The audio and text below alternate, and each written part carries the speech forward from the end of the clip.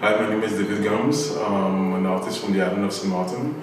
I live and lecture in Martinique at the Visual Arts School in Fort-de-France. I'm very happy to be here and pleased to share a great exhibition with my friend and fellow artist, Hervé Beuze, and with this great invitation from Bokantaj.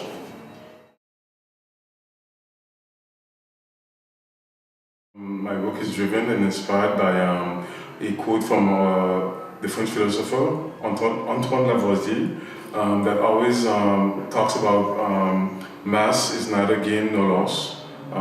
So this is a starting point of inspiration that allows me to talk about issues like related to identity, cycle of life, the renewal of life, and greater themes like the macrocosm, microcosm, in their interaction into the human body. So this is really something that's exciting when I see walking alongside a sculpture like Hervé Beuze that also uses the human figure in different scales. May his subject be political or related to identity. There's a perfect match in this exhibition along both of our work. With each one of us having our own personal themes. The title of the exhibition, Divinations of World to Come, came as inspiration in what we can project in the future, and the talks that we had with Hervé and Stephanie that's going to do our performance tomorrow night. Also made us consider the greater topics about identity.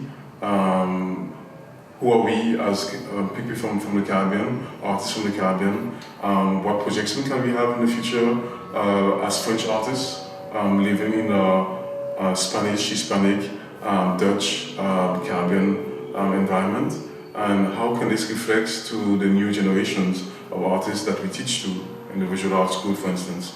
So my personal impact for Divination of Worlds to Come is more a sort of celebration of nature, of the beauty of nature, celebration of natural elements from the sea, or the floral patterns from flowers and land elements that come from the tropics. But also it's a way of saying that these elements, I grew up with these tropical plants in nature, but at one point you realize that they've been imported also, that they're not from there. So it's also questioning these notions of flux, movements, reflections, and also the how can we extrapolate from the environmental crisis that we are all going through and that impacts strongly the Caribbean islands.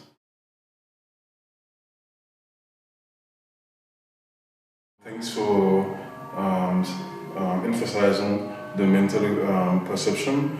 I have different series of works. One that's called the off-screen series, and it's like off-screens of perception. What do you see out of the boundaries of your own vision, and how do you interpret those things? And in the Divinations of Worlds to Come exhibition, I wanted to reflect on this, on things that we don't master, that things that we cannot control, but that emerge. May it be accidentally, may it be, as we say in French, par la folie, by craziness. But that's what we call craziness, but can be actually extreme creativity, expression, but in a short time. So in the drawings that I presented, in the 6 drawings, there's this connection with really organic graphics that come from a random drawing process. And those drawings are meant to be read like clouds. In the same way as children would look at a cloud and imagine seeing elephants or a tiger or spiders, whatever creature will it be or element, the drawings work in that way. You can look at them at once and don't necessarily perceive anything, come back 2 hours later and just discover some detail that you never saw the first time. So I'm really interested and intrigued about who looks at the work, what they see reflects about their background and their current state of mind, and how their state of mind in 2 hours' time can evolve and discover something new. So I'm always interested about this constant renewal of our perception or perceptions as body elements. And this body perception drove me to create an interactive piece that's called Tropical Divinities, and that emphasizes also a celebration of nature, but it's also, as you say in French, tentative, trial to be able to, for people to gain consciousness of their body at one simple moment in front of a piece where if you stay still, the piece reacts to your presence by changing the sound. But if you start to have body movements, actions, it will actually trigger the interaction with the piece. So the concentration that's needed is also something to try to have the public be aware of their own self and of their own center. So there's something also a bit spiritual in the sort of quest to this whole theme that I talked about at the beginning. Who are we? Where are we? Where are we going? And that's in that sense I appreciate a lot the drawing work also from artist Chantal Martin that are constantly questions who are you? So I try to do it in a different way, more with elements that surround me in the Caribbean that I'm sensitive to, that are tropical plants, conch shells. So we do have like a conch shell in the image in the exhibition, and this piece talks a lot about femininity. But also I realized, exchanging with Alinta and you and Hervé, that it's also, maybe there's also a connection to Kobe's work, L'Origine du Monde, from Kobe, that also speaks of different elements in that context at that time of history. And this piece is also influenced by the context of the overfishing of, for instance, of conch shell in certain islands of the Caribbean. So it has also its own relevance physically in a small territory that use that element a lot. So yeah, it's really an exciting show because I was and still is constantly challenged in finding connections with Hervé's work. The meanings and the connections are there when you work personally, but even emphasized in a greater way when you're meant to analyze and have constant feedback with someone else's work in a really intimate space. So I think this is another dimension that I like in this show, is that there's an intimacy that you have with the pieces that you don't necessarily have in other great exhibitions or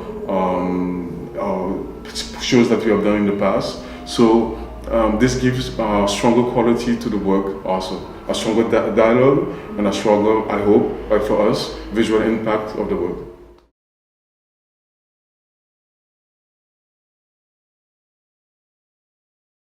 I guess maybe success or the notion of success can be achieved by leaving the Caribbean. For many of us think that it's best maybe to go work abroad. I myself am conflicted in the sense that many of my inspirations come from the land itself. And when I travel, I feel that there's a disconnection, that the way I create isn't the same. The elements that I'm searching for consciously or unconsciously are not fed to me in the same way. So it can be, I guess there's a sort of gymnastic to have, a sort of training to have. So the context of contemporary art now, we as French artists have the impression that we are a bit like centered to France, whereas the other islands give us the impression that they have a better understanding and wider range of possibilities, mainly because maybe they are independent also.